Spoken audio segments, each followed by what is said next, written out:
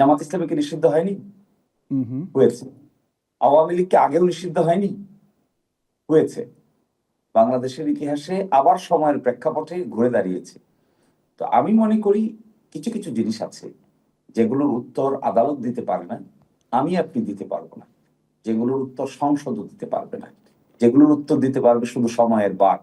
নিশ্চয়ই। যাদেরকে এখন সন্ত্রাসী মনে হয়, এক সময় পরে এরা বড় রাজনীতিবিদ হয়ে যায়। নিশ্চয়ই। জামাত ইসলামীকে নিষিদ্ধ করে দেওয়া হয়েছে 1 তারিখে।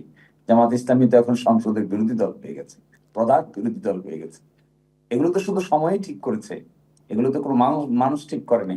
নিষিদ্ধ তো হয়েছে আমরা 2 বার এই দেশে। তো আবার ভবিষ্যতে কি হবে এগুলো সময় ঠিক করে দিবে। সন্ত্রাস বিরোধী আইনের জনক দেখেন, খুবই সাংঘাতিক প্রশ্ন। সন্ত্রাস বিরোধী আইনের জনক কিন্তু আওয়ামী লীগ, তো সেই আইনেই তারা নিষিদ্ধ হয়ে গেছে। জি, আসবো আপনার কাছে। আমি Plus আমাদের দেশে জি sure. রাজনীতিটা এত ভলেটাইল, হুম। ডেমোক্রেসি যেহেতু ইনস্টিটিউশনালাইজড হয় নাই, সেই জন্য এখানে সময়ে সময়ের প্রেক্ষাপটে অনেক উত্থান পতন ঘটে। এর মধ্য থেকে বাঁচার একমাত্র পদ্ধতি হলো আমি আপনাকে নিষিদ্ধ করব, আপনি আমাকে নিষিদ্ধ করবেন, আর একজন বিএনপিকে নিষিদ্ধ করবে, আর একজন জামাত ইসলামীকে নিষিদ্ধ করবে। এই যে কর্মকাণ্ড, এই কর্মকাণ্ড ডেমোক্রেসি যদি স্টেবল হয় আমার ধারণা কিছুই হবে না। আর ডেমোক্রেসি যদি স্টেবল না হয়, ইতিহাসের বাঁকে বাঁকে এগুলো একজন আরেকজনের বিরুদ্ধে পদক্ষেপ নিতেই থাকবে।